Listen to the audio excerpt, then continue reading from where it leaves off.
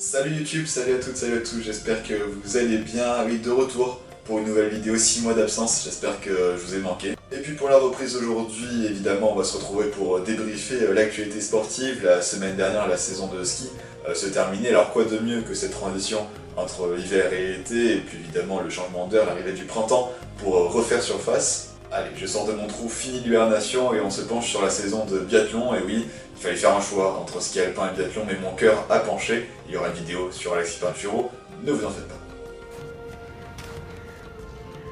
Et non, il ne fallait pas hiberner cette année pour suivre le biathlon. Merci à toi, chère Marmotte. La saison 2020-2021 de biathlon nous aura réservé de nombreuses surprises et conservé du suspense jusqu'à la toute dernière course, dimanche dernier. Et c'est finalement le Norvégien Johannes Bø qui a été couronné pour la 3e fois consécutive de sa carrière. Un gros globe de cristal décroché au nez et à la barbe, si je peux me permettre l'expression, de son compatriote Sturla Lægreid, inconnu au bataillon avant le début de la saison.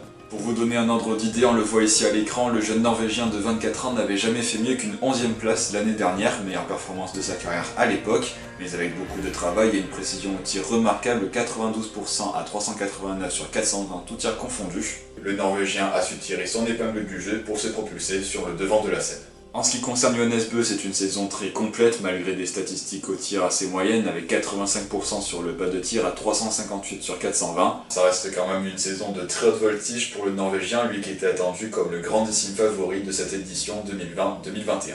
Et si on regarde à présent les classements détaillés entre les deux biathlètes, on voit bien que Sturla Lægreid a été bien plus performant sur les courses chronométrées. Mais alors, pour vous donner quelques explications sur ce qui est l'individuel, sa course préférée, il va vous falloir un bac plus 8, donc vous allez devoir vous accrocher, ça va le faire, je compte sur vous. L'individuel, donc, la course préférée de Sturla Lægreid, se compose en plusieurs étapes. Tout d'abord, il faut savoir que c'est une course chronométrée, les biathlètes doivent parcourir 20 km, 5 tours de 4 km en ski de fond. Et parmi ces 5 tours, il y a évidemment 4 tirs à effectuer. Le premier tir est un tir couché, le deuxième tir un tir debout, le troisième tir un tir couché, le quatrième tir un tir debout. Jusque là, si vous arrivez à suivre encore, bravo à vous, je vous applaudis. Car la spécificité de cette discipline est encore un petit peu plus technique. Quand on imagine les 4 sessions de 5 tirs, les 20 tirs effectués, lorsque vous faites la moindre faute, ce n'est pas un tour de pénalité à faire, mais bien 1 minute de temps ajouté à votre chronomètre global. Lorsqu'on sait qu'une pénalité en biathlon compte à peu près pour 25 secondes, 150 mètres à faire supplémentaires, une pénalité donc d'1 minute pour chaque faute effectuée vaut donc très cher. C'est pour cela notamment que Lægreid est très à l'aise sur cette épreuve et qu'elle a décroché le petit globe de la spécialité, car il est très agile par rapport à Johannes Bø par exemple. Par contre, sur les courses à confrontation directe, certes Lægreid a obtenu le petit globe de la poursuite à égalité de points avec Johannes Bø, mais avec plus de victoires, 3 victoires contre 0 sur cette discipline.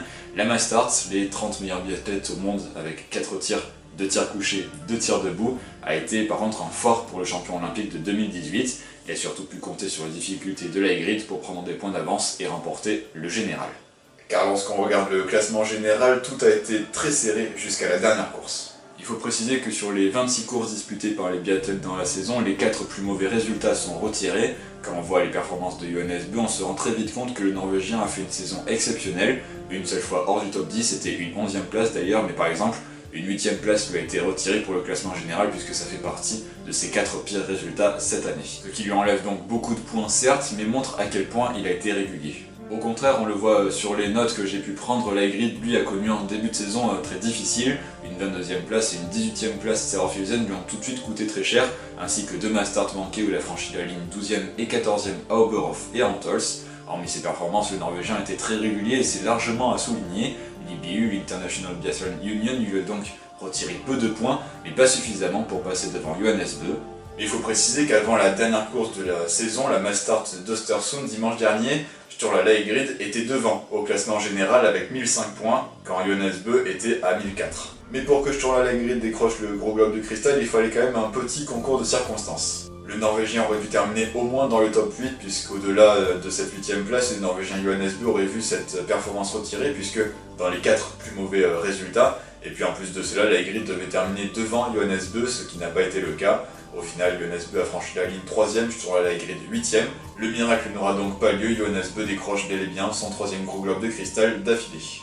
A noter également que l'IBU a innové cette saison avec l'apparition du dossard bleu. Ce dernier, comme vous le voyez ici, désigne le meilleur jeune de l'exercice, il est destiné à tous les biathlètes en dessous de 25 ans. L'Aigride à 24 ans est donc largement premier de ce général devant un compatriote et cette fois-ci devant un Johannes Dalle. Sébastien Samuelsson, auteur d'une très belle fin de saison, se classe 3ème sur ce général, lui qui est 6ème, tous âges confondus. Mais on revient 2 petites secondes sur le classement des 3 premiers pour évoquer un dernier point. Mais alors, qu'en est-il des Français? Vous l'avez sans doute vu sur la miniature, Martin Fourcade peut être sceptique. Les Bleus n'ont pas été au rendez-vous comme lui a pu l'être les années précédentes. Car si on enlève les championnats du monde dont on va parler tout à l'heure, la saison des Français n'a pas été aussi transcendante que l'on pouvait espérer. Lorsqu'on voit individuellement tout le monde, Quentin Fillon-Maillet est certes 3ème au général, mais il est très loin des deux de devant. Émilien Jacquelin a eu quelques soucis avec son tir, même si ça reste assez convenable, à 87% à 367 sur 420. Simon Détieux a réalisé une magnifique fin de saison avec 2 victoires notamment sur la dernière Mastart dimanche, mais a longtemps été dans l'anonymat le plus total. Enfin, Antonin Guigona a eu son moment de gloire avec le relais, mais n'a pas été en vue en individuel. Ah, attendez, on me dit que Quentin Fillon-Maillet a quelque chose à dire dans l'oreillette. Quentin Fillon-Maillet, l'enfant du pays des comtés Juraflore.